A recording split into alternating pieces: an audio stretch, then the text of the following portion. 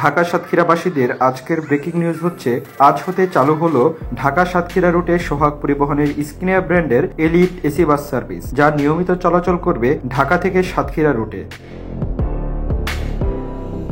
প্রতিদিন ঢাকার মালিবাগ কাউন্টার হতে সকাল 8:30 এবং রাত 9:30 সাতক্ষীরার উদ্দেশ্যে ছেড়ে যাবে সোহাগ পরিবহনের এলিট স্কিনিয়া এসি বাসগুলো। ঠিক একইভাবে প্রতিদিন সাতক্ষীরা কাউন্টার হতে সকাল 8:30 ও রাত 8টায় ঢাকার উদ্দেশ্যে ছেড়ে আসবে সোহাগ পরিবহনের এই এসি বাসগুলো।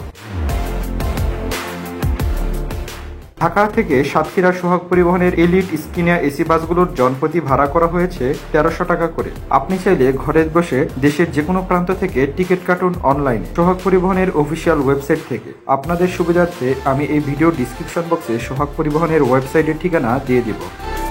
বন্ধুরা, আপনারা যদি ঢাকা সাতক্ষীরা রুটে সোহাগ পরিবহনের এই এলিট স্কিনিয়া এসি বাসগুলোতে ভ্রমণ করে থাকেন, তাহলে আপনার ভ্রমণের অভিজ্ঞতা শেয়ার করতে পারেন আমাদের সাথে।